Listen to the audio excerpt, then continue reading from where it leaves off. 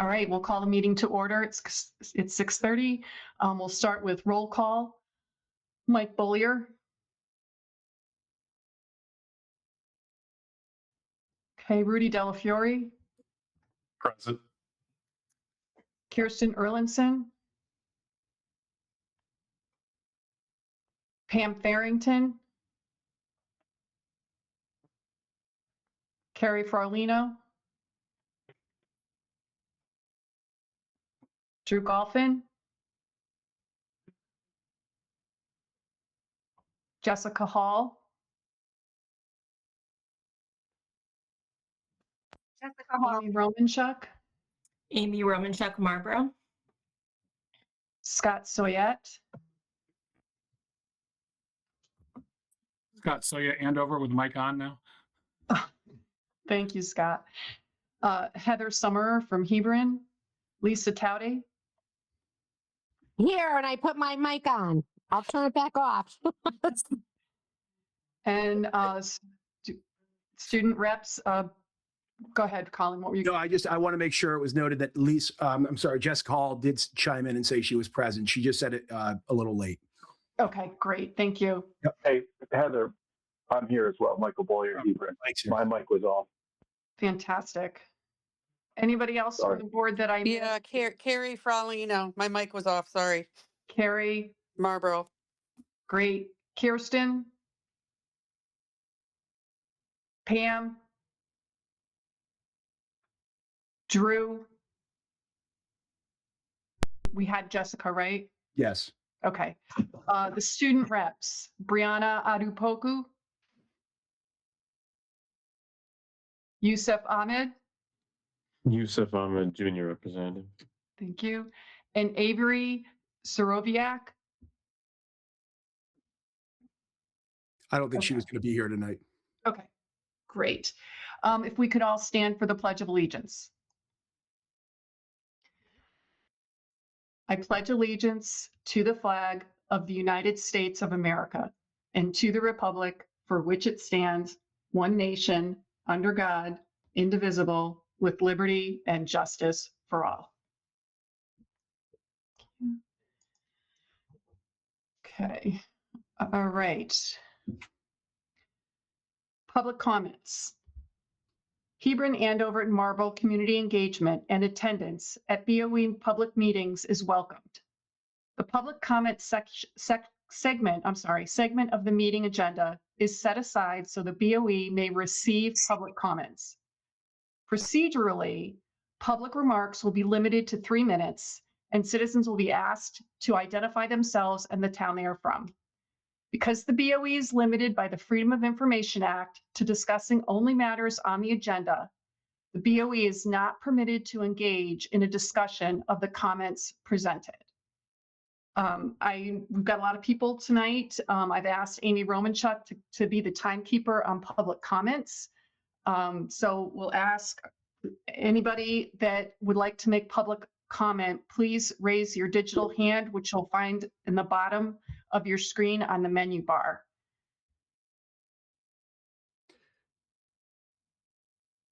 Okay. So we've got, I've got 6, 7. Give people a minute or two. Yep. I have 7 people, and that certainly could, there's 8.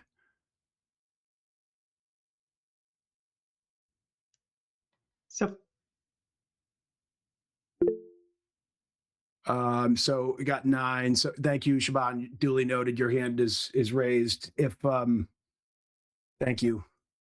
So I don't know, Heather, if so the list is growing, which is good. So the list is growing, yeah. So according to our policies, it's stated that each person gets 3 minutes, and we have up till 20 minutes to allow for public comment.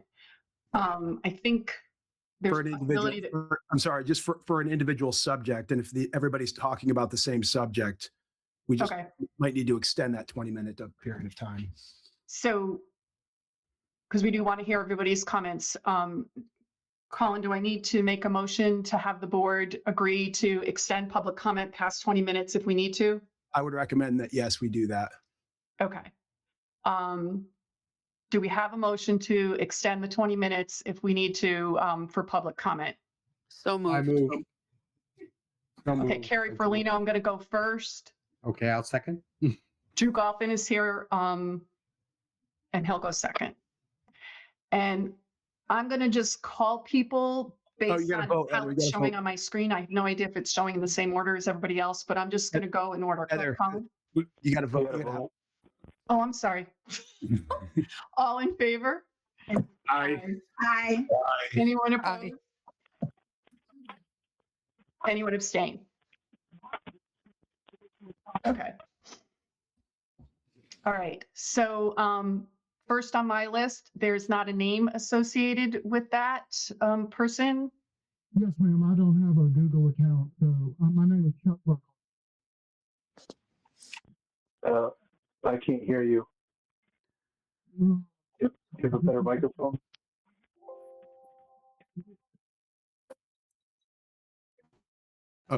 They dropped out, Heather, it looks like. Okay, I can come back to him then. Sure. All right, so that will bring me to Lindsay Schmidt.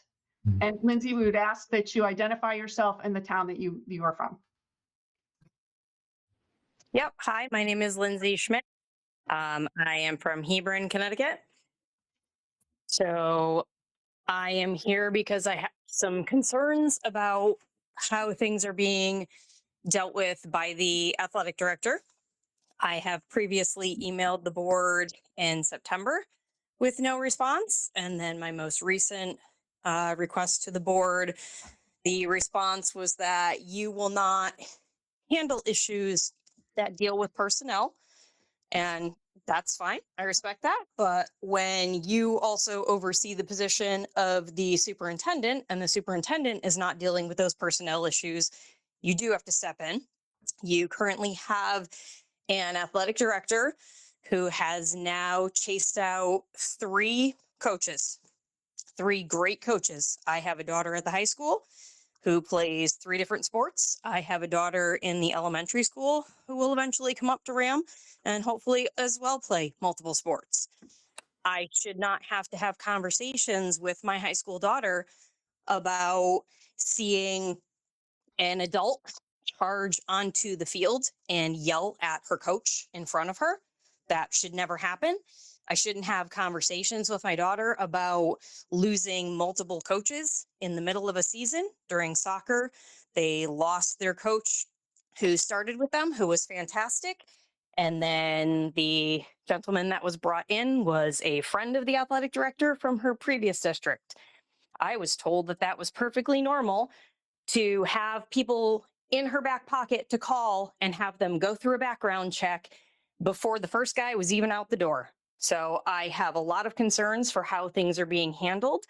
There is a very negative air throughout all of the athletic programs right now about how this is going on. So I would like to see the board be involved and hold people accountable for doing their jobs. And that's all I have to say on it right now. Okay, thank you, Lindsay. Next up, I have Jessica Soborowski.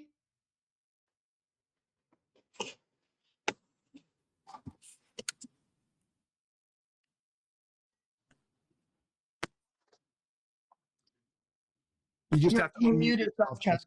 Jessica. You're on mute. You're on mute. You're still on mute.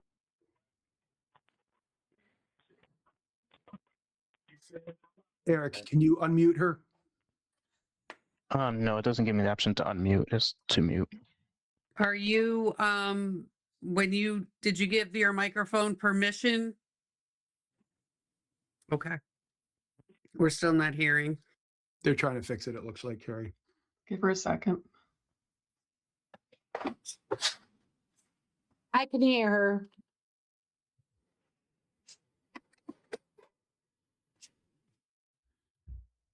Heather, maybe give them time to try to figure it out, go to the next person, and then we can circle Okay. back to Jessica next. Does that, Jessica, we'll circle back to you, okay?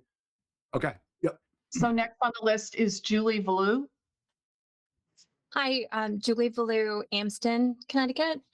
I'm here tonight speaking only for my daughter and our experience, but I want to acknowledge that she is not the only student affected. Many families are not comfortable speaking tonight given how charged the climate is around this issue, but our voices are just a few of many. I have 3 kids at RHAM High School, and my daughter's a freshman JV player on the basketball team. She's been an athlete her whole life and understands structure, accountability, and tough coaching. This is not about sensitivity. It's about the difference between demanding excellence and repeatedly humiliating a child. Brian Field served as the varsity coach and ran practices for both JV and varsity teams 6 days a week. While some athletes were encouraged and built up, others, including my daughter, were repeatedly criticized and demeaned despite being respectful and hardworking. When correcting her in front of the team, Mr. Field would say things such as, "Are you stupid? Do you even know what you're doing?" He would throw his hands up when she made mistakes, regularly singling her out as an example of what not to do. Skipped her during greetings and high fives given to other players, made comments to her such as, "We are not close like that." From tryouts through his resignation, my daughter didn't receive a single word of encouragement or acknowledgement of effort, only criticism or silence. This absence of support combined with public humiliation significantly damaged her self-esteem and affected her well-being beyond basketball. My daughter also has asthma. During one practice, she was unable to complete a 9-minute sprint drill, stopped to use her inhaler with the trainer, and then completed the sprints independently and rejoined the team. At the following game, Mr. Field instructed the JV coach to bench her for the first 2 quarters as punishment for not finishing the drill with the team, despite acknowledging that she had an asthma attack. When questioned by administration, Mr. Field claimed he had reviewed her health forms before the game and they indicated she required reduced playing time. This was a lie, and her health forms do not say that. Misrepresenting medical documentation to justify discipline and retaliating against a student for responding appropriately to a medical condition is a serious violation of her rights. After resigning, Mr. Field shared with certain varsity players at the school that they went after him because he threatened to make my daughter run. We had not shared our situation with anyone beyond administration, and students then confronted my daughter in anger. I want to close by acknowledging the administration and athletic director took our concern seriously, handled this appropriately. Schools and athletic programs shouldn't chip away at a student's confidence. A healthy team can't be built by elevating some students while breaking down others. And we're just very grateful to have an athletic director in a school that supports all players. Thank you. Thank you, Julie. Next up, I have Jennifer Butts. Hi, can you hear me? Yep. Good. Good evening. My name is Dr. Jennifer Lee Sputz, and I'd like to share 2 positive interactions I've had with the new athletic director, as well as an observation as a fellow educator. First, I saw her uphold a travel policy during fall sports that was met with some kind of eye rolling by other adults in the room. And I appreciate that, because the easiest way to open yourself up to liability in a lawsuit in public education is to have a policy and not follow it. So I appreciate her leadership in this instance. It kept our students safer and our schools safer. In addition, I emailed her about an administrative oversight that I believe had happened in fall semester regarding my student. She emailed me back within 24 hours. She apologized for the oversight and solved the issue. I don't know that it was her mistake that created this oversight, but she did. Someone else is speaking. When I plug it With into the mic on. Thank you. I don't know that this was her error or oversight, but as a leader, she stepped up and took responsibility for it. And I appreciate that, again, that she did not take time to cast blame, but rather solve the issue and did so in a respectful manner. Finally, I mentioned I'm a fellow educator. I work in public higher education, and I'm very familiar with staffing and personnel concerns as I supervise a large staff at UConn. It is illegal and unethical for any employer to discuss matters related to personnel. A former employee is not legally bound by these to remain silent regarding personnel questions and can share information as they see fit. An employer, however, cannot. And in these matters, as a result, the public can only ever hear one side of an issue of any given story. And we all know that there are more than one side to any story. If there are 2 people involved, there's at least two stories involved. Ultimately, I believe this comes down to trust in our educators. I have had only positive interactions with Dr. Briscoe and Dr. McNamara, and I trust them to make decisions that benefit our students and our school. I trust that they have information I do not and should not be privy to, and that they are making decisions accordingly. My job as a parent is to support my student and support our school district, which is why I'm here tonight.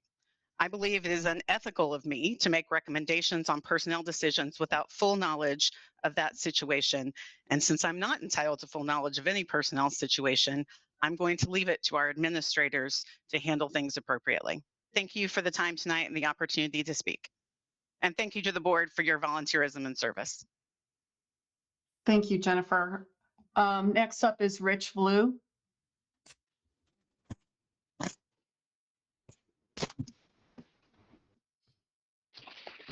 Hi, everyone. My name is Rich Blue. I'm from Hampstead, Connecticut. I'm here tonight both as a parent and as a coach currently serving in this program. I just want to publicly acknowledge the athletic department and administration. Strong leadership does not mean allowing adults to operate without accountability. It means setting clear expectations, supporting the coaches who act with integrity, and ensuring that student safety and dignity comes first.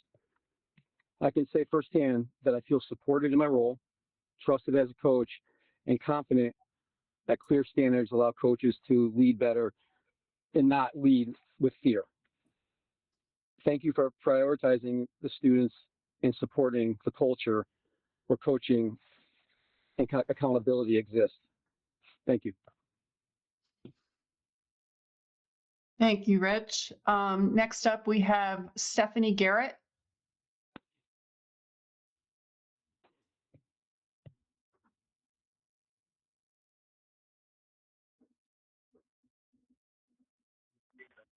Stephanie. Hi, it looks like you're on mute.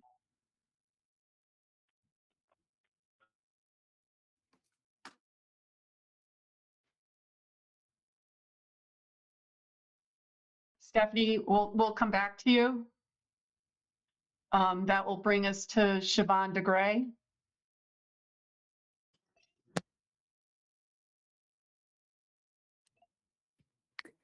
Hi there. I'm Siobhan DeGray. I live in Hebron. I'm here tonight as a parent because I have concerns about how our new athletic director has been acting in her role since she came on board this fall.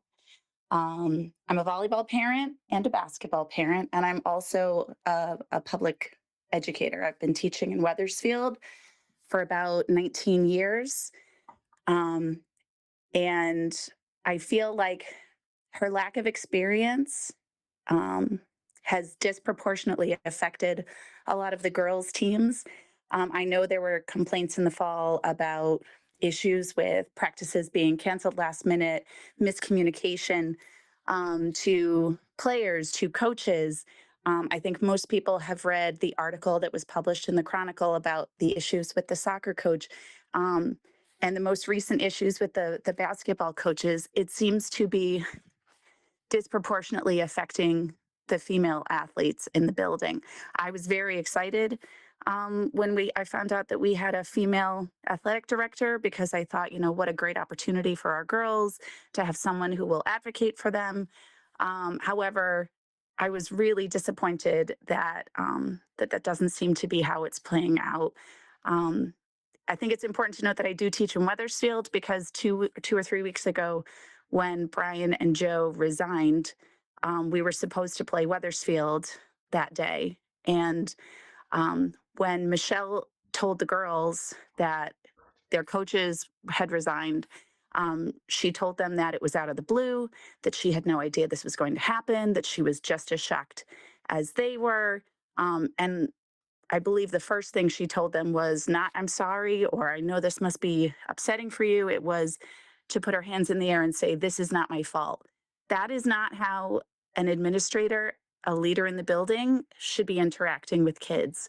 And I know that she absolutely had foreknowledge of what was going to happen, because My athletic director in Wethersfield knew the day before, and the girls on the Wethersfield basketball team were notified the night before that the game was not going to happen. I got phone calls from my niece who lives in Wethersfield asking, Auntie Siobhan, why is the game not happening?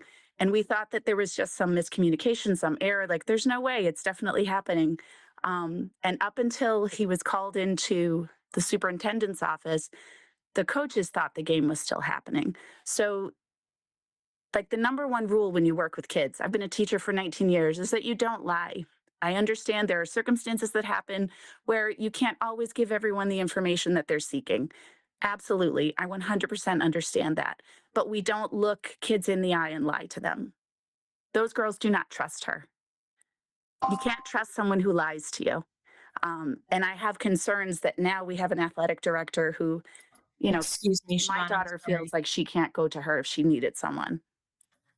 I'm sorry, Siobhan. Thank you. If you just mind wrapping it up, your time is up. I appreciate the opportunity to speak tonight. My experience with the coaches has only ever been positive, and I hope that you will take the parents seriously who are asking you to look into some of the things that are going on within the athletic department. I appreciate your time this evening. Thank you so much. Thank you, Siobhan. The gentleman who's doesn't have his name on there. I'm sorry, I do not have a Google account, so my name did not come up. My name is Chuck Barkhart. I am an assistant coach at RHAM and a father of a freshman, a junior, and I have one in elementary school. And I am here tonight to speak on behalf of Michelle Landry from my own perspective as both a coach and a parent. All of my interactions with Michelle, whether she was telling me something that perhaps I did not want to hear or something positive, have been completely above board, matter of fact, professional, and coming from a standpoint of only wanting to make RHAM better. That has been my experience. She has been 100% honest and completely upfront with me, and I feel supported. And I felt it important for me to come tonight and let the board know that. That's all I have to say. Thank you very much. Thank you, Chuck. Tara M. Hi, can you hear me? Yes, we can. Okay. My name is Tara Monge. I live in Marlboro. I'm here as a parent tonight because of the issues within our athletic department that are no longer isolated incidents. They represent a systemic leadership failure that is directly harming our students. As reported by the Chronicle, multiple coaches across different sports have resigned mid-season, citing a toxic environment, poor communication, and lack of support from the athletic director. This is not a single complaint, it is a pattern. That pattern has real consequences for student athletes, of which I have one and one upcoming in elementary school. Practices have been repeatedly canceled or disrupted due to preventable scheduling conflicts and breakdowns of communication from the athletic department. Students have arrived expecting practice only to find it canceled without notice, something families have stated did not occur under previous leadership.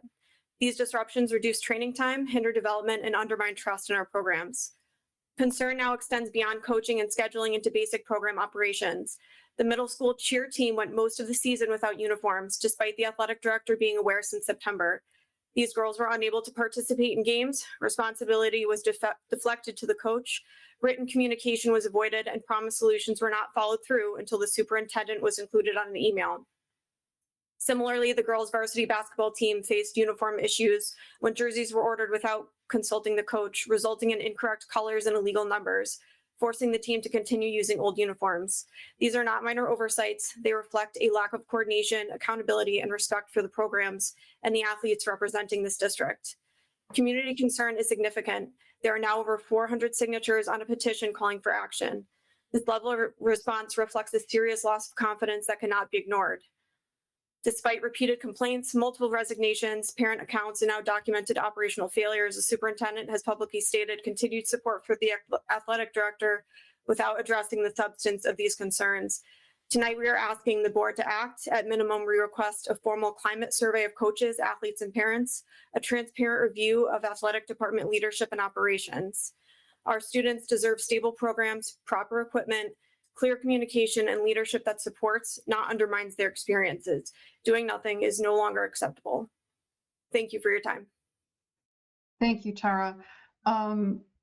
Tiffany Richards. Hi, Tiffany Richards. I live in Anston. So I have actually had the opportunity to work with Michelle in East Hampton for many years. So we have been in the same district. It was very disappointing for us when we lost her, but the thing is she was moving up, she was moving over to a different role. So I completely understand that. But I will say when she was with us, I mean, she has always been dependable. She's always been willing to speak up when others might be afraid to. And she's always been on top of making sure that things are being done and done for the right reason. So I have honestly the utmost respect for her. She's always made sure that the kids are first. And I know like several of our students miss her very much and they still stayed in class. So she is loved by her students. She is appreciated by the staff. And we do miss her and we see like how much work she has put in and how much she has done. She is very bright. She is always willing to work hard and she puts in everything. So just character-wise, she is a very dependable, like intelligent, and honestly, like if I ever needed somebody to speak up for me, or maybe if I was too afraid to do it for myself, she would always be there. She is definitely a person that you'd want on your corner because she's willing to speak up for what's right, even if it's difficult. So thank you for letting me speak. Thank you, Tiffany. There were a couple people that weren't able to make their comments. Stephanie Garrett.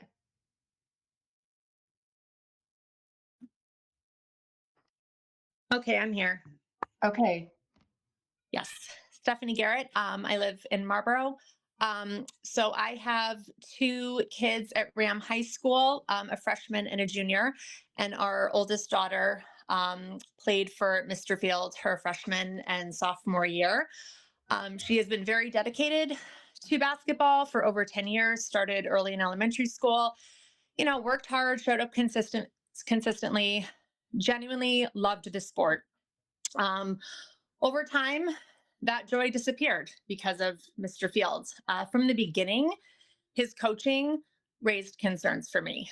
At the end of my daughter's freshman year on June 11th, another concerned parent and I met with Athletic Director Trudeau and expressed our concerns.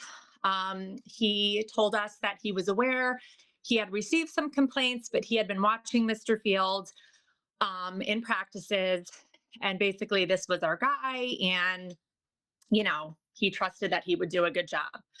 I want to be clear. I believe in discipline, accountability, even tough love, especially at the high school level. What concerned me was not the high standards, but just a consistent pattern of tearing these girls down. And you're going to hear from a lot of parents whose kids didn't have that experience because he showed favoritism. Okay.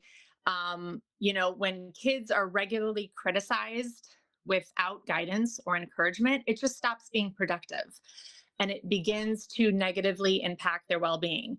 My daughter went back and played sophomore year.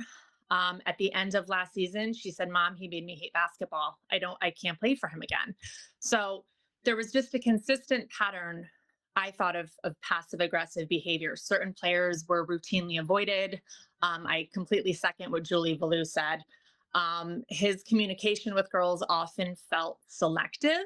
And from the first parent meeting, we were told our daughters needed to advocate for themselves. He didn't want to hear from parents. If the girls had an issue, he wanted the girls to come to him. However, that expectation only works when a coach fosters an environment where kids feel safe and respected and supported enough to do so. And in this case, many girls, including my daughter, did not feel that way. From an athletic standpoint, my daughters would always come home from practice, he ran these girls into the ground, focusing heavily on conditioning and running, but with very little emphasis, it seemed, on the fundamentals of basketball. So for girls like my daughter who wanted to grow in the sport, it was discouraging. He stated from day one, his goals were to have as much fun as possible, encourage player leadership, hold each other accountable, keep it positive. But these goals sound great on paper, but they were not reflected in his coaching. And I completely support the decision from the athletic director. Thank you for letting me speak. Okay, thank you, Tiffany. Well, I wanted to circle back to Jessica Soborowski. Are you able to hear me now? Yes, we can. Perfect. Thank you so much. So, my name is Jessica Soborowski, and I live in Marlboro. I'm here as a parent of 3 RAM students and a concerned member of this community. In my 6 years as a RAM parent, this is the first time I have felt compelled to formally contact administration. In just 4.5 months of this school year, my daughter's varsity soccer coach, her varsity basketball coach, and her assistant varsity basketball coach have resigned. These are her mentors, trusted adults who provide guidance, stability, and support beyond the classroom. When I look back and she shared with me her stories, it was Coach Brian Field and Coach Joe Salomon who reinstilled her love of basketball. And when multiple experienced and well-respected coaches resign in such a short period, it demands attention, not excuses, and not silence. And our girls should have coaches who push them and challenge them, just like our boys' teams do. RAM's athletic mission statement emphasizes values such as respect, responsibility, leadership, and sportsmanship. Yet a pattern of resignation raises the question, is the culture within our athletics department truly aligned with this mission? An athletics program cannot claim to teach respect, responsibility, humility, and perseverance while operating in a culture that drives dedicated coaches away. That contradiction erodes trust and damages the integrity of the program. I urge the board to act as it is charged, ensure accountability, and protect students. Specifically, I request an independent investigation into leadership practices, the use of authority, and overall culture within this athletic department. I also urge the board to consider the reinstatement of coaches who have resigned as a result of these circumstances. I've compiled documentation to ensure that our community's concerns are accurately represented. I will be submitting this documentation to the board to support the need for an independent investigation into leadership practices within the RAM athletic department. If the culture is healthy, an investigation will confirm it. If not, students, staff, families, and coaches deserve corrective action. Ignoring these concerns sends a message that results matter more than people. Acting sends a message that RAM stands by its values, that leadership is accountable, that culture matters, and that students come first. I ask you not to act out of conflict, but out of responsibility, not out of accusation, but out of care, and not for adults, but for the student athletes who are watching how leadership responds when it matters most. Thank you for your time. Thank you, Jessica. Isabel Soborowski? Hello, my name is Isabel, and I am a Marlboro resident. I am a senior and student at RHAM High School, and I'm speaking today because I believe that it is incredibly valuable to hear from parents. Of course, it is valuable to hear from parents, but I am a student, and I am the person in the gym and on the soccer field with my coaches who have been stripped away from me. I started my soccer season with one coach and ended with another. And unfortunately, change is sometimes difficult for players. And something like that and something that happens under administration and under an athletic director is incredibly hard for a season, especially when this athletic director yelled at our coach in front of us and was incredibly disrespectful towards him, and the entire situation was handled without any kind of empathy or any kind of care for the students involved, as well as the basketball season, where I personally, under Coach Brian Field and Coach Joe Salomon, have felt nothing but support and love and mentored by them. I think as an athlete, again, I'm hearing parents all night saying that they love pushing student athletes and they love discipline on the court, but unfortunately you aren't in the gym with us. And as a athlete myself, I can say that when we are doing conditioning, it is making us better. When we are working hard, it is making us better. Yeah, sometimes push-ups hurt a little bit, but it makes you a better basketball player and it makes you a better athlete and it makes you mentally stronger. And I find it incredibly valuable that my coaches have helped me through that. So I wanted to just come on and say that I've had an incredibly positive experience with my coaches, and unfortunately, our athletic director has ripped them away from me. Thank you. Thank you, Isabel. Heather Little.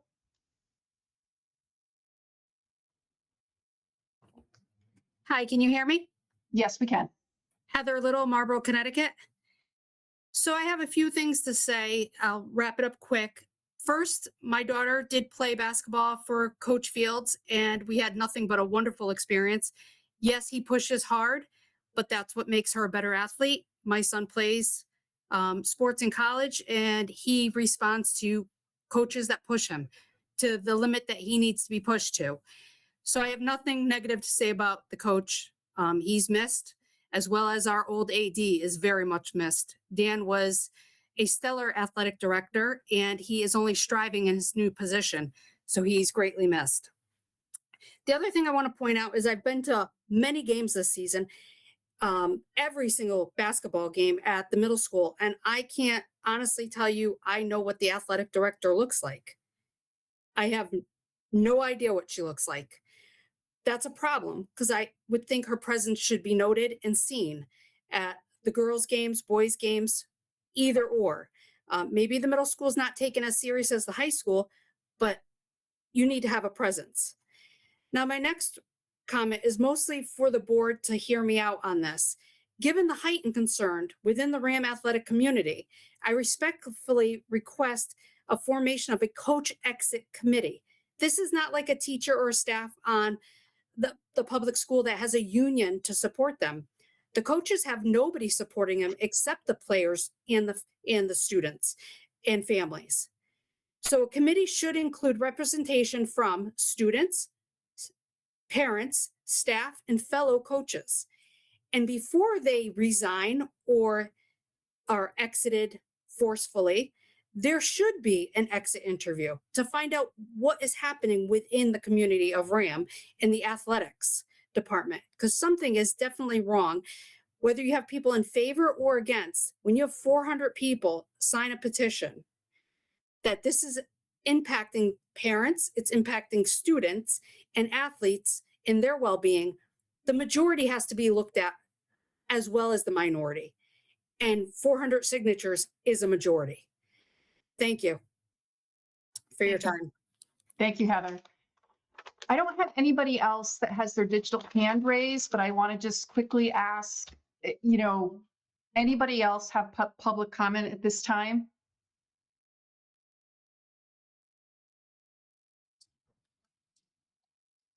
Okay. Thank you very much for taking the time.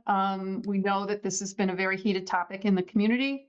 We appreciate the comments and thank you for joining the meeting this evening. We're going to move on in the agenda. That brings us to adding and deleting agenda items. Are there any board members that have any items they wanted to add or delete in the agenda? Okay. Student representative reports. I believe that we just have Yusuf on the call tonight.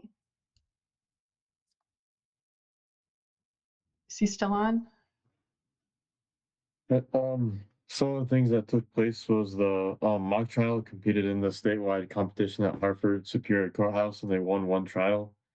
Also, DECA State Conference testing is coming up on February 4th. All the members are taking it in the library. And last, the midterms took place in the last 2 weeks. Okay, thank you, Yusuf. The chair report, I just have one thing to mention. In January, Dr. McNamara, Drew Golphin, and myself attended our area legislative breakfast.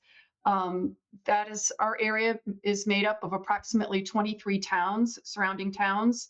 The breakfast includes representatives from the BOE and elected officials from those towns. Gives the BOE members an opportunity to share with the elected officials concerns that we would like addressed or considered at the state government level. Most of the comments that day were around, as you could imagine, the budget, unfunded mandates, and ways, where these things don't come back as a burden to the local towns. And that's all I have for the chair report. Colin, the superintendent report. Yeah, excuse me. Thank you, Heather. I just wanted to say that I also want to thank people for joining our meeting this evening and taking the time out of their schedule to share their perspective on things. I think it's important for me to reiterate something that I shared when I communicated with the reporter who did the articles recently, which is I do understand the public's interest in specific information about personnel matters. But as one person said during their public comments, we are legally and ethically obligated to respect employee privacy.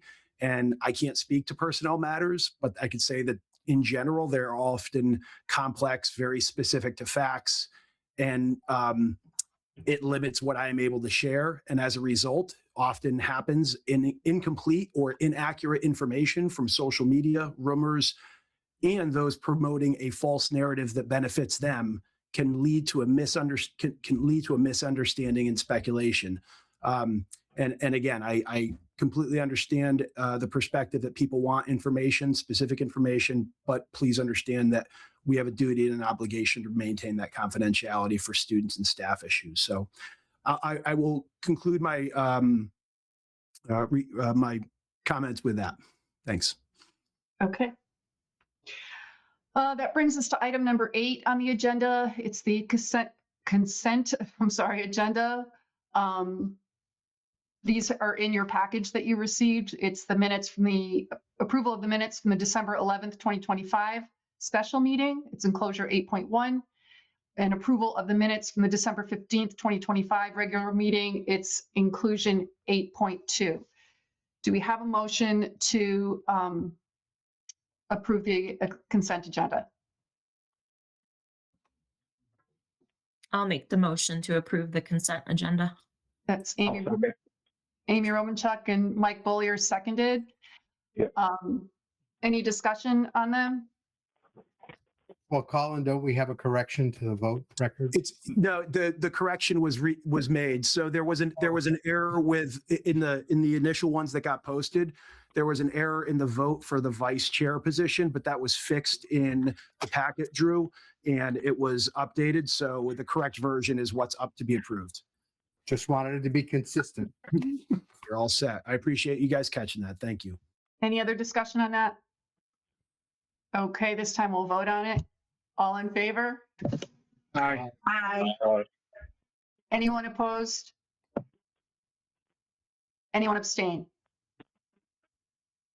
Okay, that will bring us to item 9 on the agenda, new and unfinished business. Colin, do you want to start with 9.1, the update on the Columbia partnership? Absolutely. Thank you.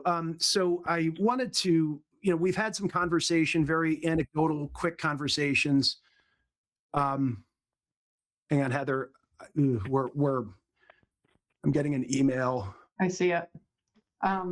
So what we could do is, Heather, I think that we can include what is shared in the comments. So for board members and the public, there's a person who has said they were trying to raise their hand to speak during public comment. They were unable to do so, and they've typed their commentary. So what I would say is, are we okay, Heather? We could just include that in and be it reflected in the minutes for public comment. I think that's the best way to approach this. Okay. Yep. All right. So we'll capture that, Eric. That will get captured in the meeting. That'll get captured in the meeting. Those comments are captured, correct? They should be. If not, I can just do me a favor and copy them and paste them someplace, and we'll make sure that we share them with Dawn. Okay. Will do. Thanks, Eric. I appreciate it. So yeah, going back to what I was talking about, we've talked in bits and pieces about the Columbia partnership, and I really felt that it was important for us to have a more of a specific overview and have it be a topic for a board meeting. We recently had some events take place with Columbia, and I know the high school administration has worked really hard to establish and build on that partnership. So I did ask Dr. Brisgell, the principal of the high school, to provide the board with kind of an update on some of the things that the high school administrative team has been working on and doing since the onset of the school year. And then also, I think we've got a video that we're going to share that we've put together to promote the idea of RAM High School as being a school of choice. It's a longer video, but we're going to share about the first 5 minutes of it. But at this time, I'll turn it over to Dr. Brisgell. Good evening, everyone. Can you all hear me? Yep. All right, great. Okay, so it's been great this year. We have 9 Columbia students who are freshmen who have joined us this school year, and the transition has gone really well. They were invited to our freshman orientation, and their parents were invited to the open house in September, of course, to student conferences, but also counselors have checked in with them periodically to make sure that they were doing okay socially, emotionally, and academically, and any bumps in the road we've been able to address for them. Our assistant principals also met with each of them individually to get a sense as to how they were doing, how the transition was going, and also to see if they needed any additional supports, and to know that if there was any needs that they could always go to them personally. And they seemed to be doing really great while they were checking in with them. Also, we recently had our Columbia 8th grade visit, which all the 8th graders came to do a tour and to learn about RAM High School. And we also had the parents come in the next day and tour the facility and get to know about our programming and what we have to offer to students. And we had a couple of our freshman Columbia students help in those tours who were really excited to be able to share their positive experience. One in particular was already saying how he has been sharing with his friends and other families in Columbia that they should come to RAM, and that he's been having a great experience, and he is like our #1 little marketer. So I just want to shout out to our students who have been just, sharing what they have experienced personally firsthand, which is always the best information to have. So we also surveyed our families in December to be able to identify if there were things that were going well or things that needed to be addressed, and some of the reasons why they chose RAM, and just getting an overall sense of, how they're feeling about their experience and if there was anything else the district could do to help their experience. And I'm pleased to say that 100% of the respondents strongly agreed that these are the questions, so I'm just going to say them as they are word for word. My child feels welcome and included in the RAM community. My child feels supported socially and emotionally at school. RAM staff demonstrate that they care about my child's well-being. I'm satisfied with the variety of course offerings available to my child, and that they would recommend choosing RAM to current 8th grade families, excuse me, in Columbia. So that was a lot of positive feedback. Also, some quotes that I took away for the open-ended questions that I thought I'd share with you tonight is they shared that it's close to home and offers many clubs and sports. The school is clean and beautiful, and that there's a great music and drama program. And also that they appreciate that teachers have reached out to them personally to communicate about their child. So we've done a lot to market RAM, and I think that we're excited to see how many students choose RAM for this next school year. They have to choose by February 20th, so we'll know in about less than a month. We've created a brochure, which I was going to bring a few to share with you tonight. I know some of the previous board members have seen it, but some of the new members will have some for you maybe next board meeting. And also just wanting to share this video clip with you guys that our staff helped to create, not only for our Columbia families, but also for our RAM 8th grade students who are also going to be seeing all the opportunities that they have and seeing if they want to choose RAM. And so I want to just do a shout out for our teacher, Shelly Aswicki, who is the one who oversaw this process and is instrumental in creating this video. And we also have students who are involved with this and people in our yearbook and different art programs that we have that have helped contribute to this. And so I just want to do a shout out to all of them and just share a clip, like Dr. McNamara said, 5 minutes of about a 15-minute video, because we have a lot to tell about RAM, but we're going to share a little clip with you. So go ahead, Eric. Thank you. Welcome to RHAM High School, home of the Raptors. We are a regional school located in Hebron, Connecticut. Our school prides itself on offering students diverse and exciting learning opportunities both in and out of the classroom.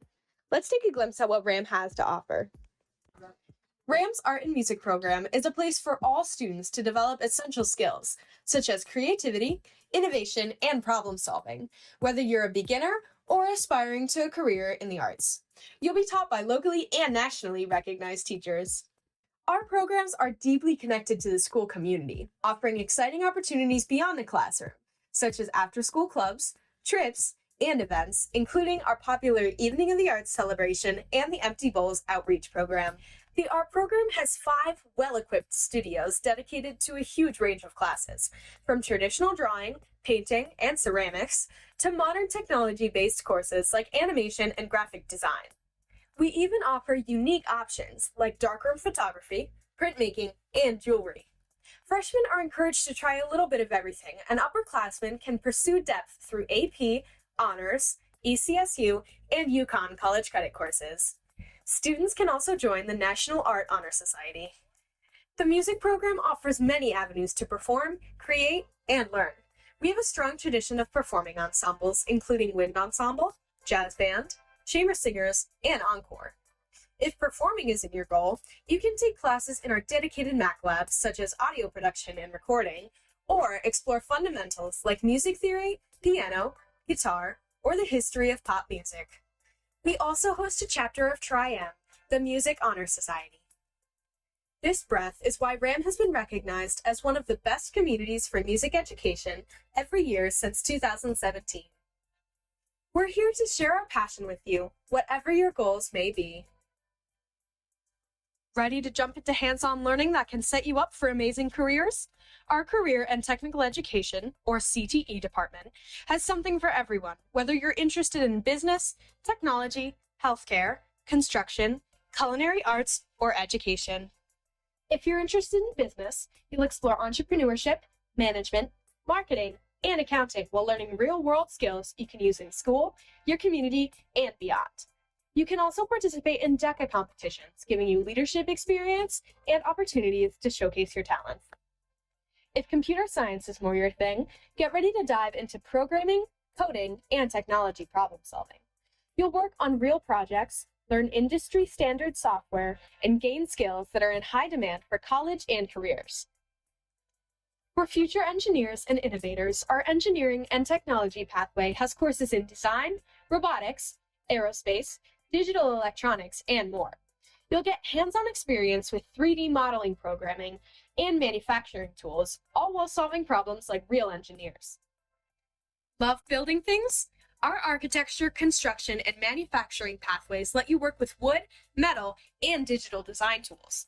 You can design furniture, build structures, explore cabinet making, welding, and advanced manufacturing techniques.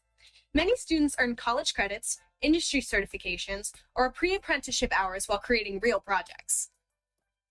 If your passion is helping others, check out our medical careers and emergency services courses. Learn life-saving skills in EMT, CERT, or our medical careers program, complete with hospital and community experiences. These courses are perfect if you're dreaming of a career as a nurse, paramedic, doctor, or other healthcare professional. Every pathway also comes with exciting clubs and activities, giving you the chance to apply your skills, meet new friends, and showcase your talents. With opportunities for college credit, industry certifications, and real-world experiences, RHAM's CTE department helps you explore your passions and build the skills to succeed in high school and beyond. We can't wait for you to create, innovate, and grow with us. When you get to RHAM High School, you're going to spend a lot of your time in English class, but that's actually a good thing.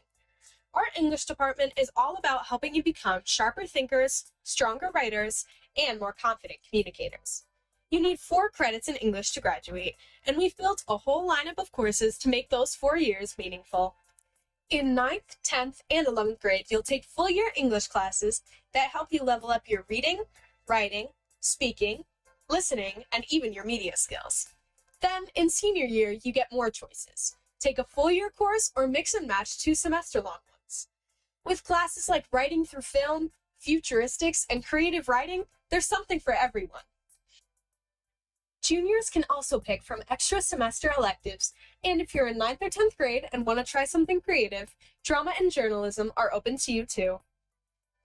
If you're someone who loves a challenge, or you're curious about research, arguments, and big questions, you can also check out our AP Capstone program.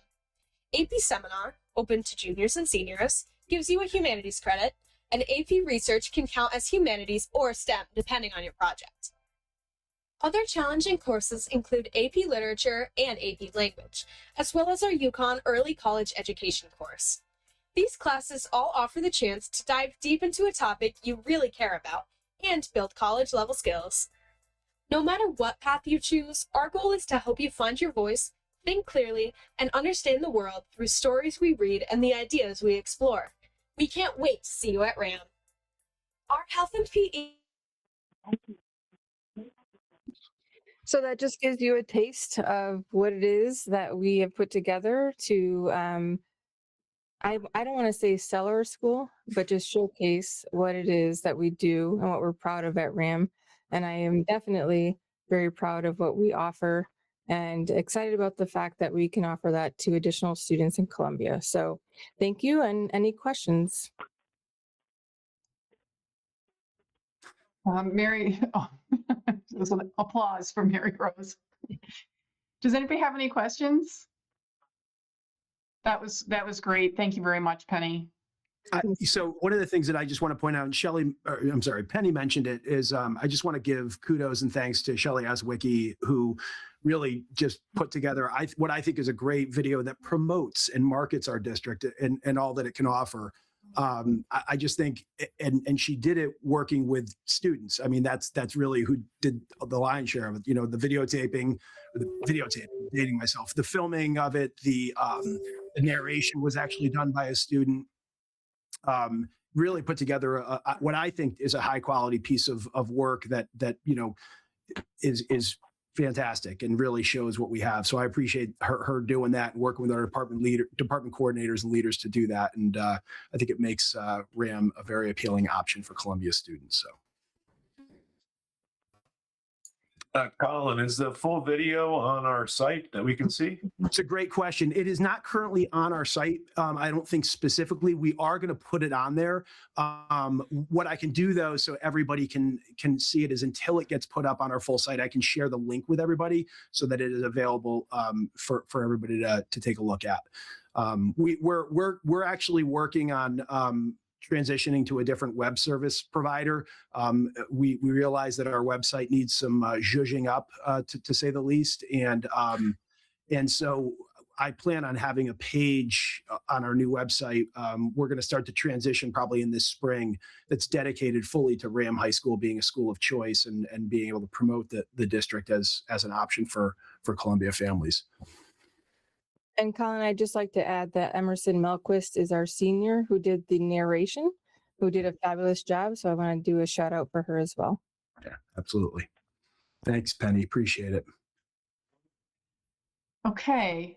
That brings us to 9.2, the personnel report.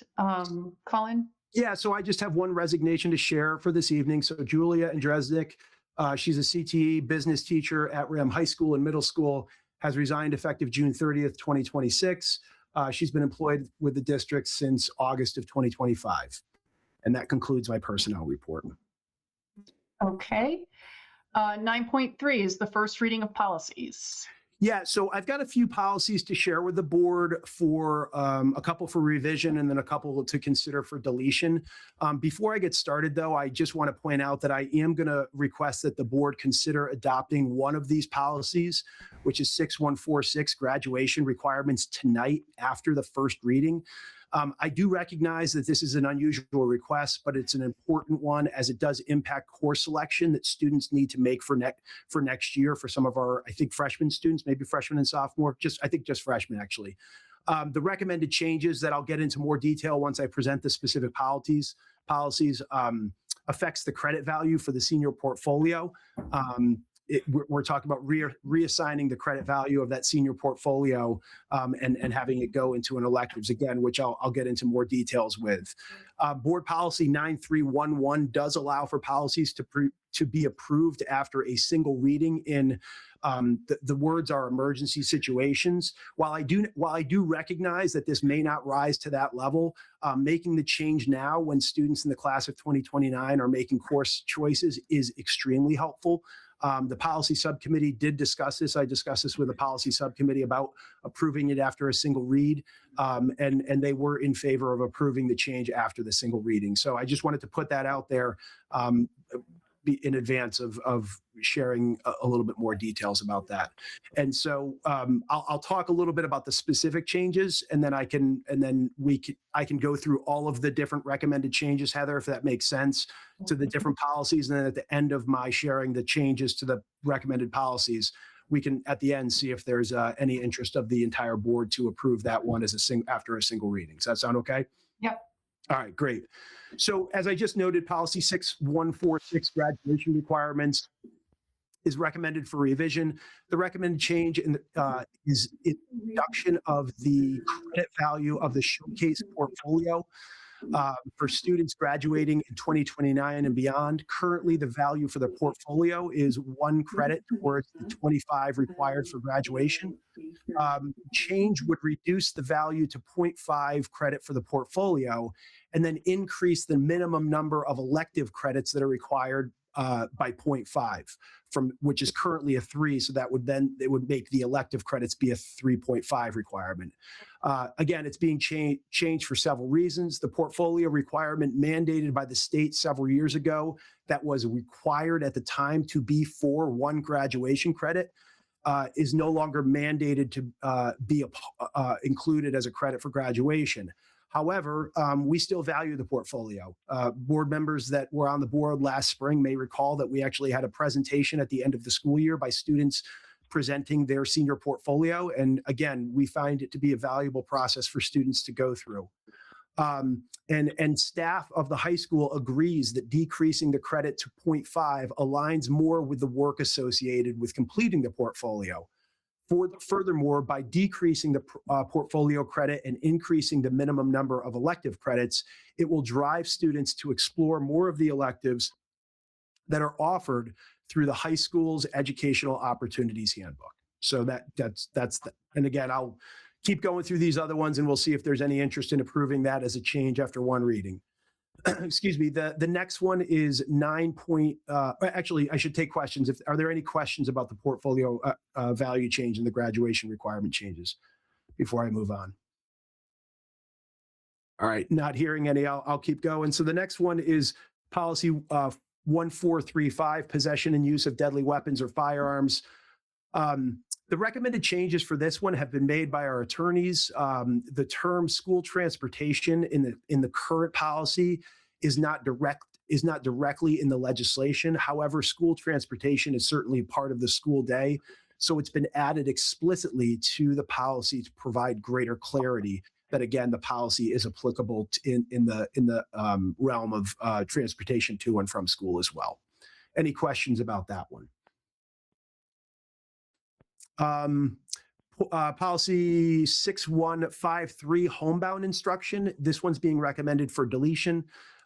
This policy is grounded in special education law and specific for students unable to attend school for medical reasons.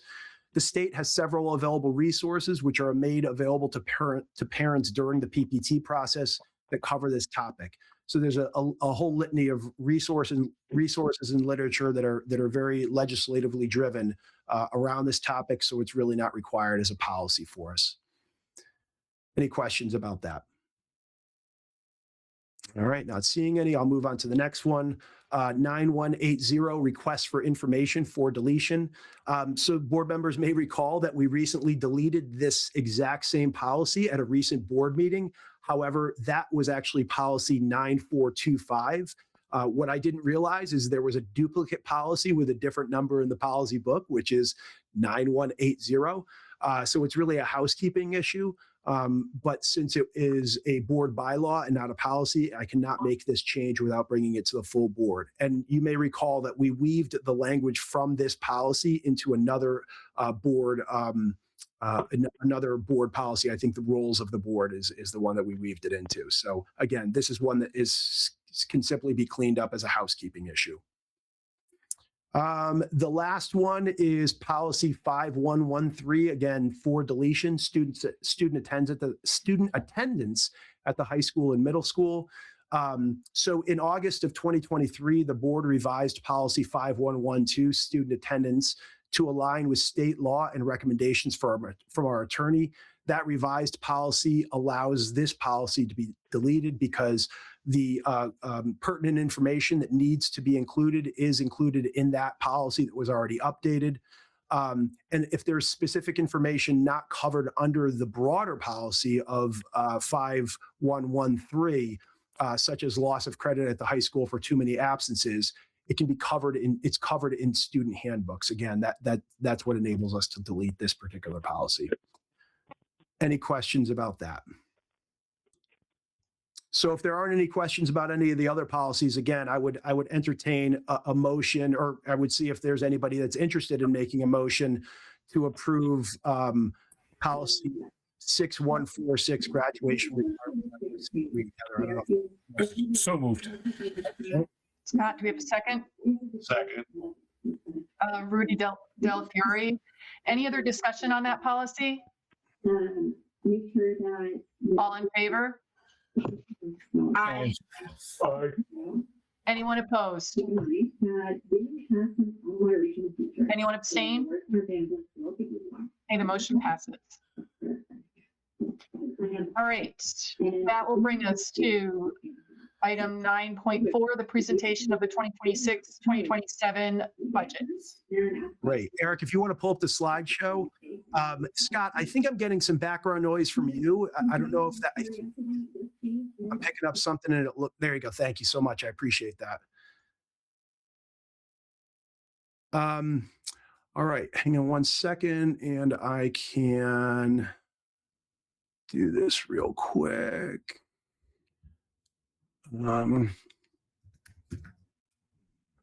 Just trying to manage all this stuff on. All right, wonderful. Sorry about that. All right, so I will jump right into the presentation, which starts off with I'm pleased to present the proposed administrative budget for the 2026-2027 fiscal year to both the board and the entire Region 8 community. The proposed budget will support the district's mission, next slide please, Eric, of partnering with families and the community to provide our students with a high-quality education in a welcoming, safe, and equitable environment. It is critical that we keep these factors in mind as we move through the budget process over the next several months. Next one, please, Eric. It also supports the work of all district staff focused on ensuring that RHAM graduates have the skills and dispositions necessary to be successful in life and beyond high school. These skills and dispositions include critical thinking, motivation, communication, integrity, and collaboration. This budget was built with several priorities in mind, which I like to remind the board of every year. First, the budget supports the implementation of the goals identified in the district's strategic plan. These goals focus on improving in the areas of instruction, talent management, climate and culture, and organizational systems. The budget also supports the academic and social emotional needs of students. It enables us to maintain a program of studies with a variety of course offerings and career pathways that ensure RHAM students are college and career ready upon graduation. Finally, it enables us to improve and maintain the district's facilities and grounds.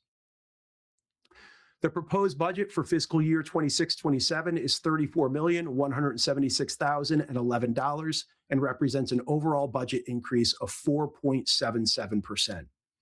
This amount is a combination of a net operating budget of $33,676,011 and a capital budget of $500,000. This table provides a historic overview of Region 8's budget changes over the past 10 years and demonstrates our track record of responsible fiscal stewardship. Despite a challenging economic climate and the rising costs impacting all school districts, I am pleased to present a budget that is both sustainable and responsive to the current fiscal reality.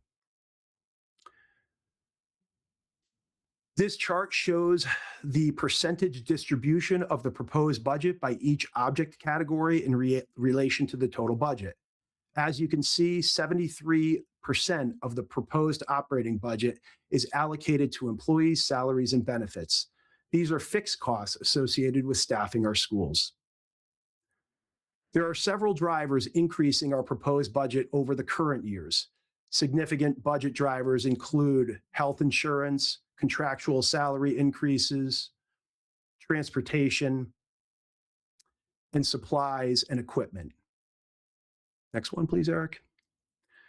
The proposed operating budget also includes some significant reductions. The notable reductions include magnet school tuition, purchase services for special education, electricity and other utilities, as well as technology hardware.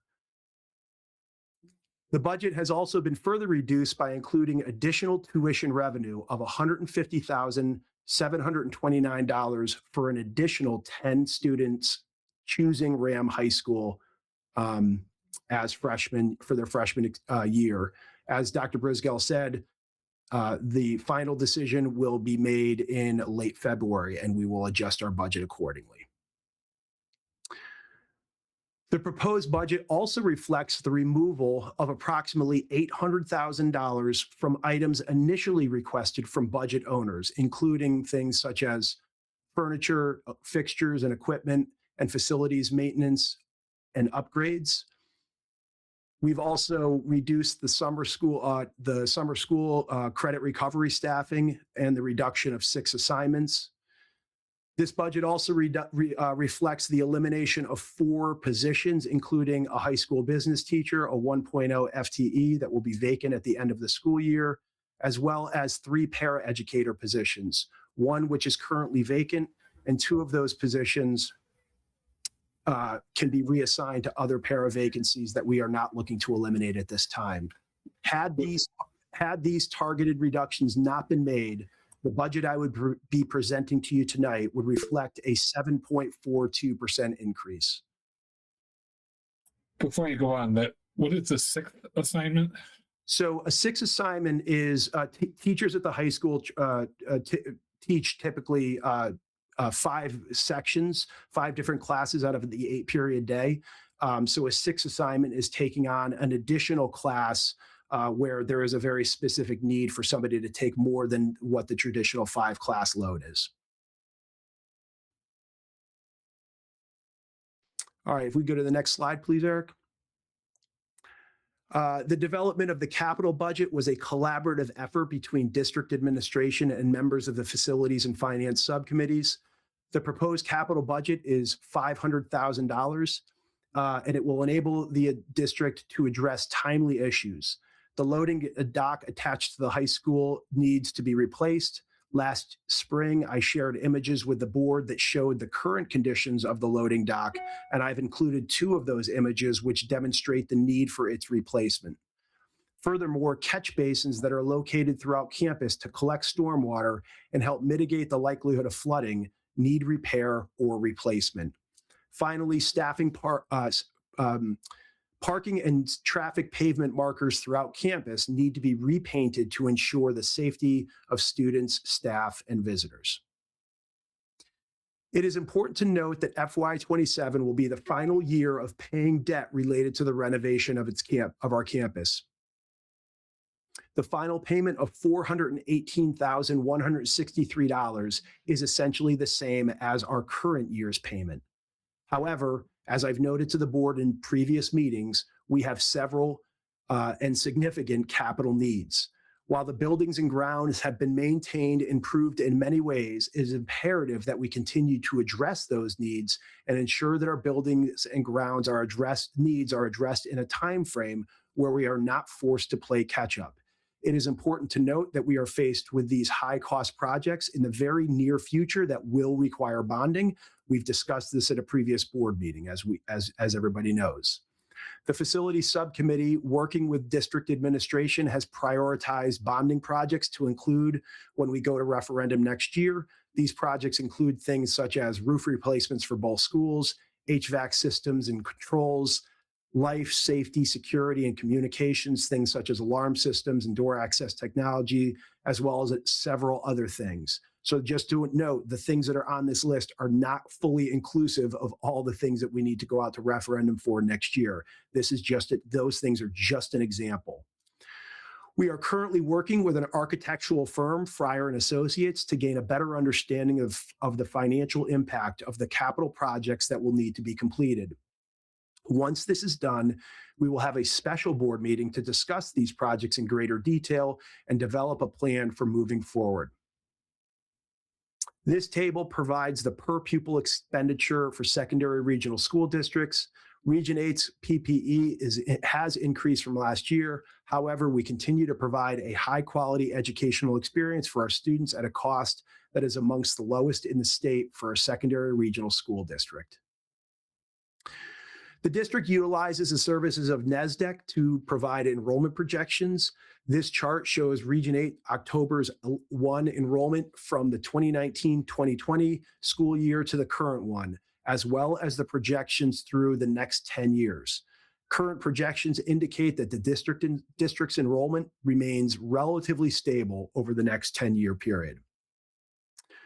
The October 1st, 2025 enrollment at RHAM Middle School was 344 students. Enrollment at the middle school is currently projected to increase by approximately 50 students in the next 10 years. The October 1st, 2025 enrollment at RHAM High School was 675 students.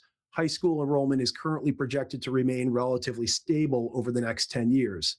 These projections do not include potential future students living in Columbia who choose to attend RHAM High School. And as Penny noted when she did her presentation to you shortly ago, we are optimistic that as our partnership grows and develops with Columbia, we will continue to be an attractive high school option for their 8th grade students and draw more interest from Columbia families. Current projections for the 3 elementary districts indicate that pre-K to 6 enrollment will remain relatively stable over the next 10 years as well.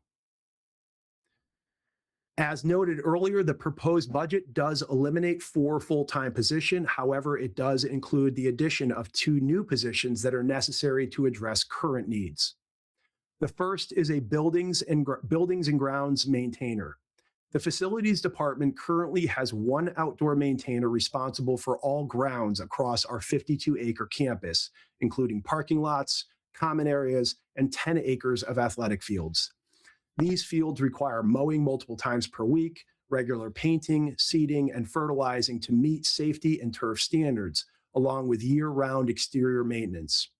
As our campus and maintenance demands continue to grow, this workload can no longer be sustained by one individual. Adding a building and grounds maintainer would provide consistent coverage, reduce the need to pull custodial staff from their core duties, and ensure our buildings and grounds are properly maintained year-round.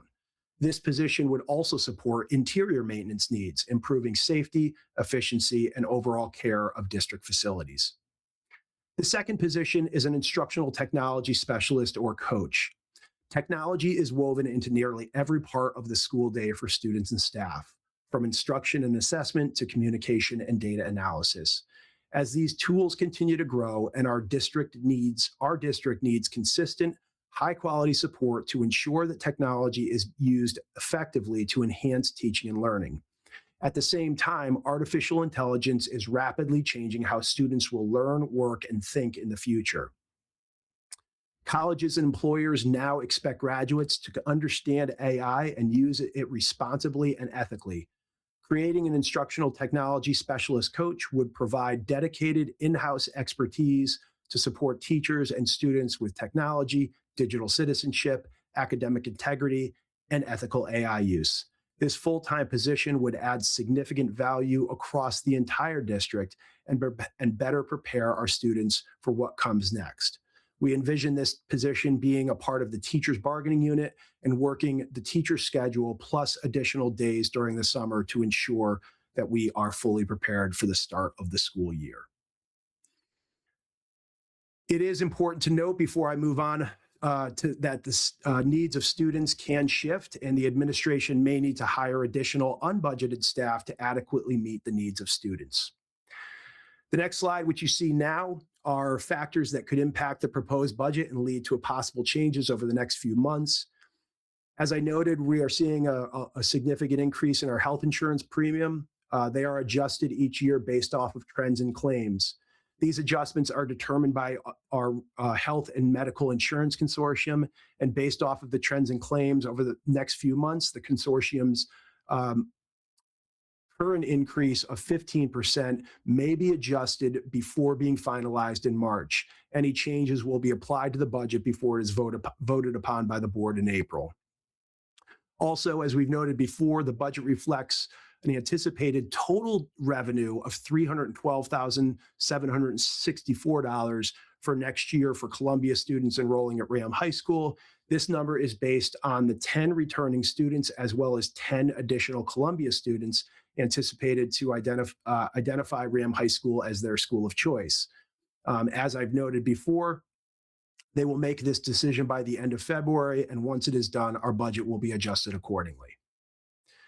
It's important again to highlight the return on the community's investment into our district, as RHAM Middle and High School provide tremendous opportunities for our students.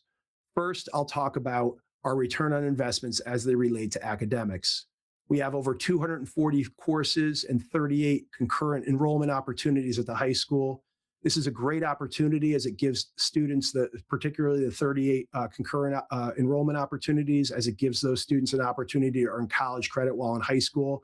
I think I maybe recently noted to the board that I talked with a relatively recent graduate who told me he was graduating college in 3 years because of all the high school credits that he earned while attending RHAM. Similarly, we allow 8th graders to earn credits at for high school at the middle school level. Our current 8th grade students will earn a total of 300 high school credits, and you can see the distribution of those credits. Earning high school credits as 8th graders enables students to explore a variety of the electives that we offer in our high school's educational opportunity handbooks. And when they can explore more electives, they can explore more possibilities. We also provide high quality experiences for students beyond the academic achievement, as we have been recognized as a best community for music education for 9 years. Our wide variety of fine and performing arts programs and classes enable students to achieve at high levels and be recognized statewide. I also think it's really important to note how invested our school's fine and performing arts program is into the local communities that we serve. We're involved in well over 15 community events, whether we host them at the high school or the middle school, or whether our fine and performing arts students go out into the community and engage in community activities and events by participating in art showcases, caroling, or performing for our elementary students, or at our local assisted living center. Again, it's a phenomenal return on investment. And finally, I think it's important to note that RHAM students are provided with opportunities to demonstrate their skills and excel as student athletes. Our 13 middle school sports teams provide a strong foundational skill in skill development and teamwork. And RHAM High School's 31 athletic teams are competitive both regionally and statewide, winning recognition and accolades as well as championships. Numerous student athletes earn individual acclaim as well as all state and all conference notice, and many go on to compete at the collegiate level. This proposed budget represents a collaborative months-long effort by district leadership and staff to balance fiscal responsibility with a high standard of excellence expected by the RHAM community. It is designed to offer the Board of Education and the public with a transparent view of our strategic priorities and educational programming. We remain deeply grateful to the families in the communities that we serve for their continued partnership in preparing our students to become impactful members of a global society. The board is scheduled to meet on April 6th to adopt the 26-27 budget, and I look forward to working with you all until then to review the proposed budget and provide more information and make adjustments as necessary. We have meetings scheduled for the board to hear more detailed information about budget requests from specific departments this Wednesday, January 28th, and also on February 9th. These meetings will provide a greater level of detail about budget requests from those departments and provide the board with an opportunity to get clarifying information.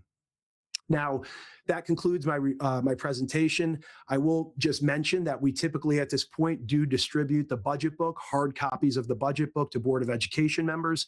Obviously, with this meeting being held virtually, we can't do that, but we do intend to share via email tonight a PDF of the budget book with board members. And for board members that are interested in receiving a hard copy as soon as possible, we can have them delivered to homes tomorrow. Otherwise, we would plan on distributing those hard copies of those budget books on Wednesday evening at our first scheduled workshop. That concludes my presentation, and I could do my best to answer any questions about my presentation that board members may have. Is there anybody on the board that has questions on that? I just had a quick question about the business teacher. Yep. Is there someone else that's ready to take over for him, or? It's a great question. So we actually we have somebody who is a different employee who's serving as the department coordinator for the business or for the CTE, which encompasses business as well. We actually have 2 vacancies for business teaching, as Mr. Landry announced his retirement about a month and a half, 2 months ago. But as I shared in my personnel report, we had another resignation of a business teacher. And the reason that we're able to reduce that position is because of the fact that several of the classes that are taught by members of the business department are things such as personal finance and computer programming. And those classes actually can be taught by different people from different certification areas. So those particular classes can be spread out into content areas that are with different certifications. So the classes and the need for somebody to do it is not going away. It's just that we're going to spread those classes out amongst different content area teachers. Okay. So we're replacing the one business teacher and we're not going to replace the other one. Okay, thank you. Yep. I have a question, and I apologize, my camera's not working well. You don't want to see it. In reference to the building and ground maintenance worker, you also contract outside people as well, right? We do. We contract people to do to meet some of our landscaping needs, clearing driveways, clearing parking lots and roadways and sidewalks. But our current groundskeeper or our outside maintainer does mowing of a significant portion of the campus. The athletic fields is another huge undertaking for our outdoor maintainer. They're out there having to paint our athletic fields at least a couple of times a week, mow those same athletic fields to very specific specifications. They're very different than traditional yards where you go out and you mow it, and then maybe if you get back and mow it again a week and a half later, you're fine. These have to be mowed multiple times over the course of a week. And in turn, the multiple mowing requires multiple lines being painted. And then you also have different sports being played on our competition fields. So you could have a game that one day is requiring certain lines, and then you have to go out and make sure that the lines for a different sport are painted and really visible for another time. So while we do contract a lot of that snow plowing and some of the things like weed whacking and pruning of bushes to a contractor, there's still a significant amount of work that is done by our one buildings and ground or outdoor maintainer. I understand. Thank you. Sure. And I'll also note that this person also maintains all of the equipment. So it's not just the doing of the work to do the maintenance of the grounds, but it's also ensuring that all of our equipment. So we have a garage adjacent to the high school, and if he's not out there mowing lawns and taking care of fields and doing all that stuff, he's in there making sure that the equipment that we've made a significant investment in is up to par so that it can do all the work that it needs to do. That's work that we don't contract out, saving the district a significant amount of money. One of the things that I didn't notice bring to significant note was the fact that we actually had a situation where our outdoor maintainer had to take a leave for unfortunately a longer duration of time. And we were really fortunate that the town of Hebron was fantastic. I called the town manager and said, hey, can you jump in and help out? Can you get your Parks and Rec people to come in? And they were fantastic. But we can't find ourselves in a situation where that one person who does so much critical work for the district is gone for a significant period of time, or a vacancy happens and we don't have a backup plan. And that's another value add for bringing on this second position. Thank you. Sure. Okay, anybody have any other questions? So, Colin, you said that if people want the book immediately, you can have it delivered tomorrow. Otherwise, we'll get it Wednesday at the budget meeting. Correct. And what we'll do is we'll send a reminder out via email that if you want it to be brought to your home, we can just to send me an email. And if not, then as I said, I'll make sure that I have hard copies available for everybody on Wednesday evening. Okay, thank you. Yep. So that brings us to 9.5, the financials. I am happily turning it over to Eva Gloop. Heather, before we jump, I had a question because I'm a little behind here. So we have a budget meeting this Wednesday? Correct. For some reason, I don't have that on my calendar. So, and Scott's shaking his head. So I don't know. Yeah, I don't either. Neither do. So what happened here? How come several of us don't have this? I don't have an answer to that question. I know that it was included in the presentation that I did with the board back in December, that I made note of the fact that we had the schedule, but I apologize. So is this at RHAM and in the middle school library? And correct.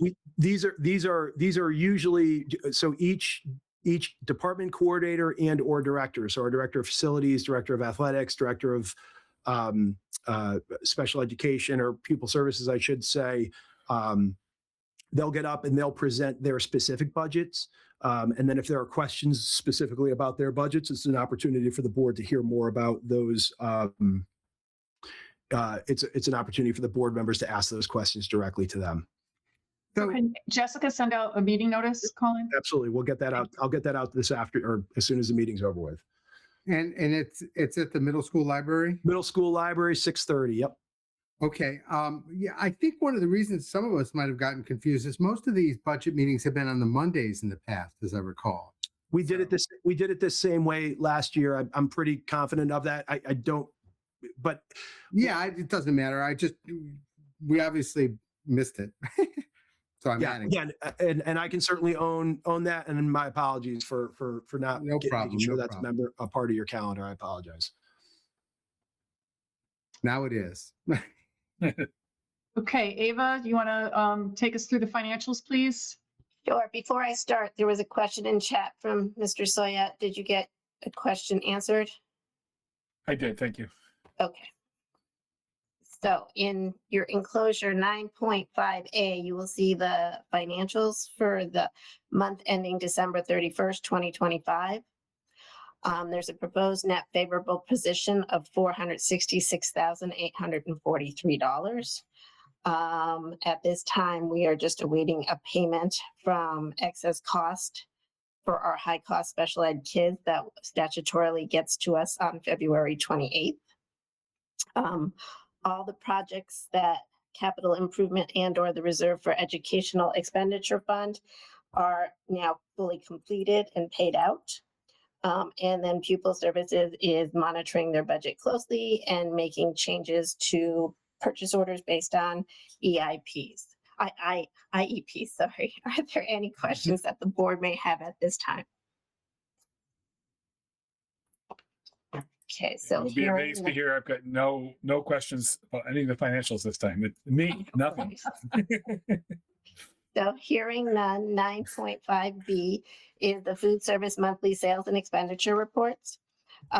We have a net loss of $80,980.83 at the end of December. However, for the month itself, there was only a $2,015 loss. And in addition, I do not carry inventory and USDA commodities on this income statement. So at the audit report, which is usually a once a year adjustment that the auditors will do, I needed to increase our fund balance, which is a positive note. So we end with $101,465.17 for the ending fund balance at this time. Are there any questions that the board may have? Okay, so hearing none, 9.5C, which is the high school and middle school student activity report. This is informational.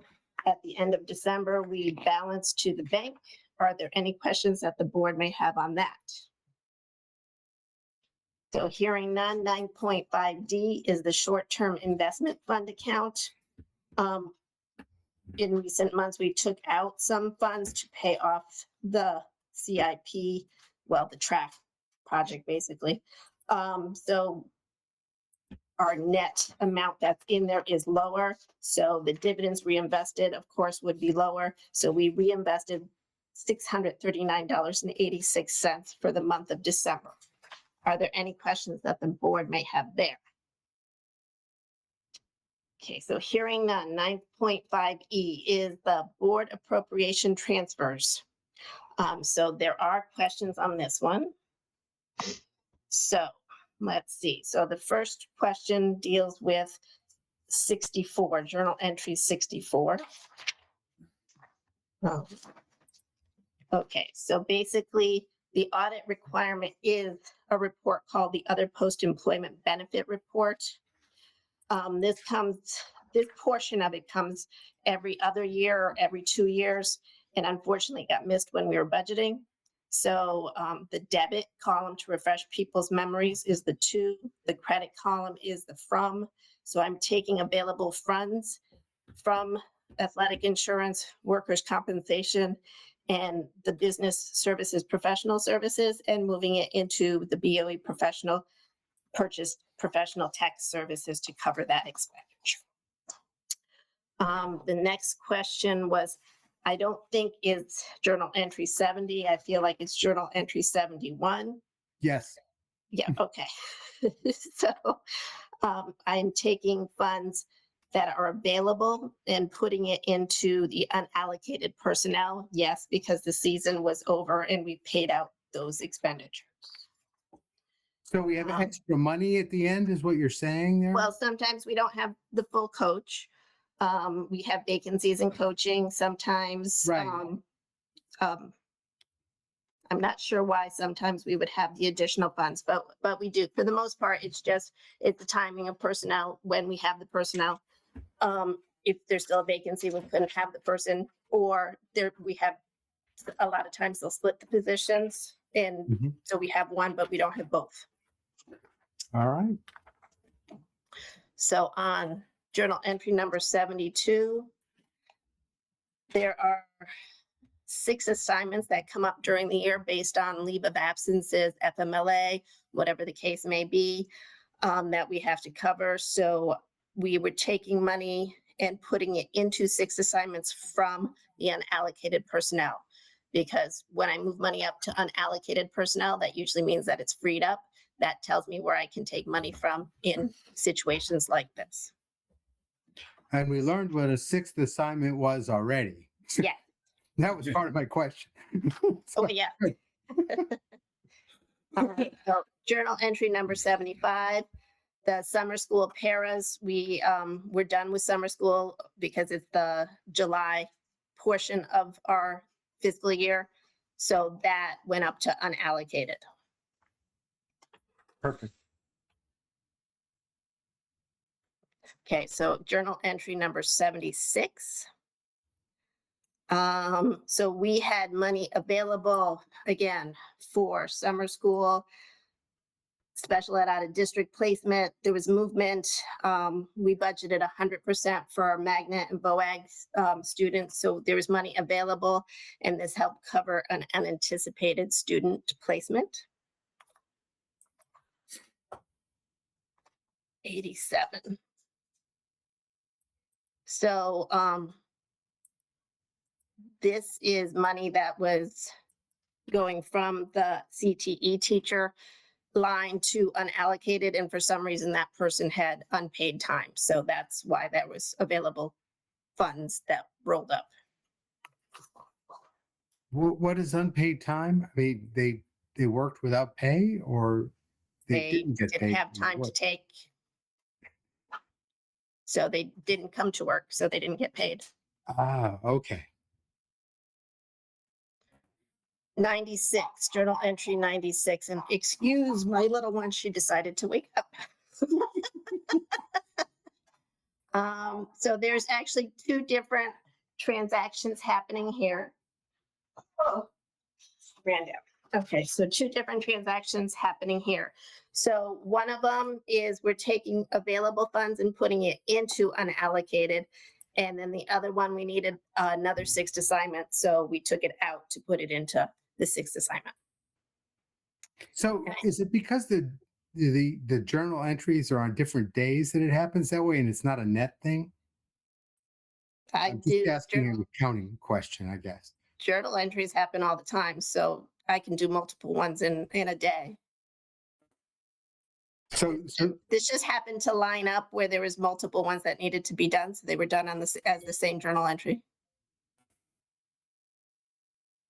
So I guess what I don't understand then is why it appears as a positive on one side and a negative on another, affirmative two, when the net's essentially about 6,000. Is there a reason it wasn't just 6,000, or is because they were done? For transparency purposes, we have to show you all of it. Okay. So you can track where the money's coming and going. All right. All right. I get that. Are there any additional questions that anyone else on the board may have?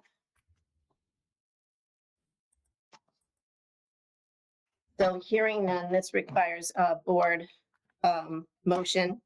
Yeah, I move that we approve this transfers. Since I asked all the questions, I'll make the motion.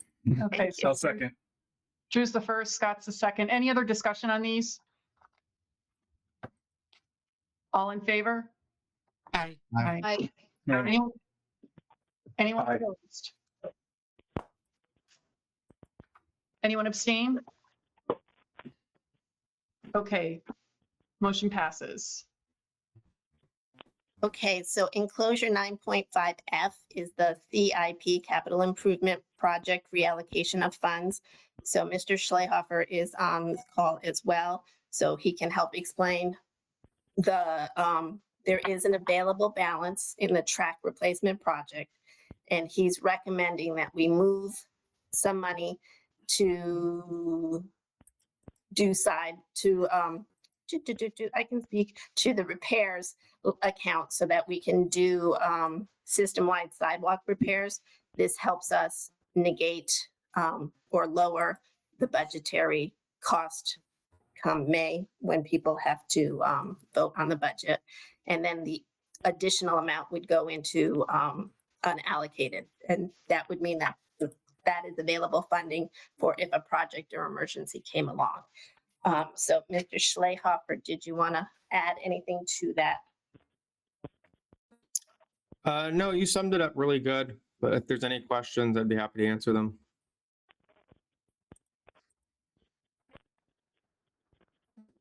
So for Eva, I have a quick one. So there's already a balance of about 9,000 in the repairs line in the CIP. Is that where you're putting it in the account that ends 430? Correct. Okay, great. Okay, Eva, you need a motion on that one? Yes, please. A motion to approve the transfer as presented totaling $38,192.46. So moved. Carrie, that was you. That was me. I'll second. Second. Romanchuk. Okay. The second was Amy Romanchuk. Any other discussion on that? Well, the motion also has to include the 7,000 to unallocated, right? Correct. So maybe we amend the motion so that it includes the 31 to the 430 account and the 7,000 to the unallocated. Okay, There's two pieces there. Not a big deal, but okay.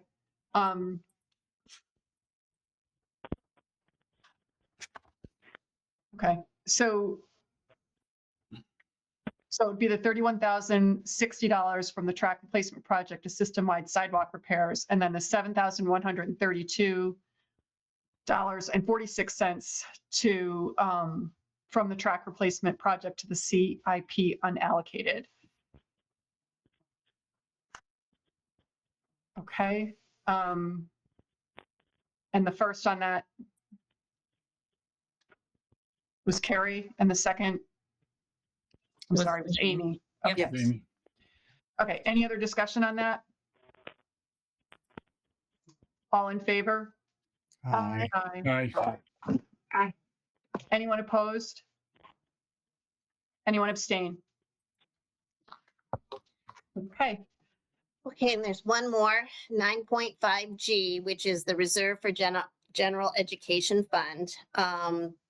There is an available balance of $17,350.91 that the project came in under.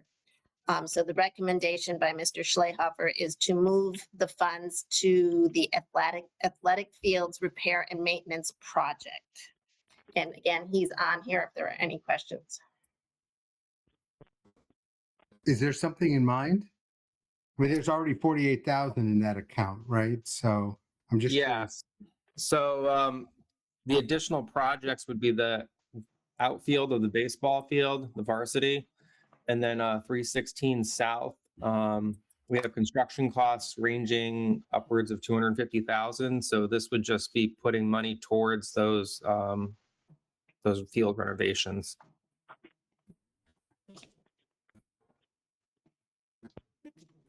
okay. Do we have a motion to approve the transfer as presented totaling $17,350.91? I'll move that we Thank you, move Drew. $17,350.91 into the athletic fields repair and maintenance account.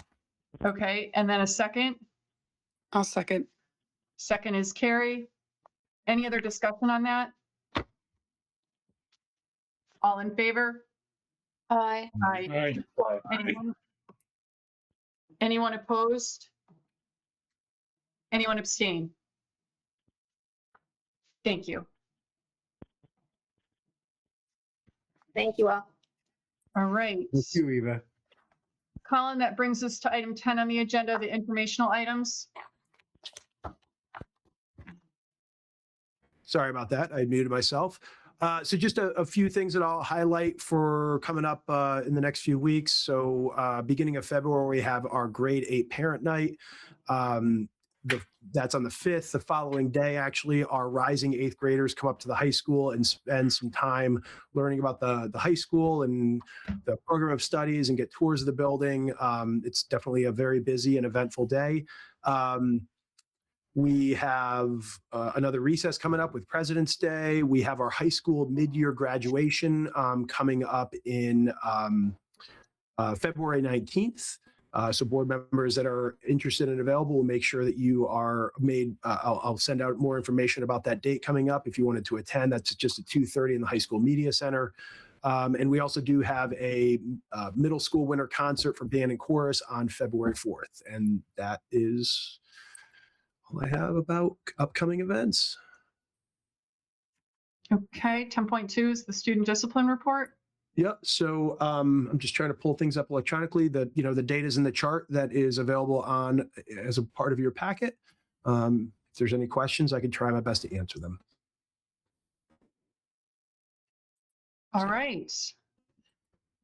That brings us, do we have adjournment. Do we have a motion to, actually, before we adjourn, a lot of people hung on for the rest of this meeting. I just want to thank you for taking the time and the interest in the board tonight. We really appreciate you, making remarks and staying engaged. Do we have a motion to adjourn? So moved. Carrie, a second. I'll second. Second, Mike Bullier. All in favor? Aye. Anybody opposed? Anyone abstain? And we're adjourned. Thank you, everybody.